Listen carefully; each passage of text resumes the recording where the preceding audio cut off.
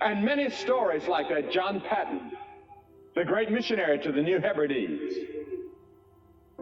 The people had surrounded the house one night and they were going to kill him. And they had their ammunition and their guns and their spears and all the weapons that they could find. And they were shooting and throwing. And suddenly they stopped and they ran. And a few months later, the chief was converted, who had led the attack on the Pattons. And they spoke about that incident. And the chief said, "Where did you get all those soldiers that night?"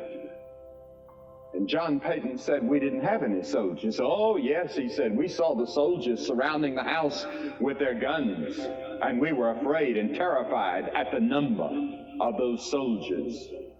Had God sent his angels to protect his missionaries? I remember when Eddie Rickenbacker, during World War II, former president of Eastern Airlines and the greatest aviator, I suppose, in American history, when Eddie Rickenbacker was out on that life raft for so many days in the Pacific and they were dying, and they prayed, and a seagull came from nowhere and landed on top of their head, and he reached up and grabbed it, and they ate that seagull, and that kept them alive long enough. I remember Eddie Rickenbacker one day telling me, "Billy, I believe God sent an angel to keep us alive." Is that true? Did God do that?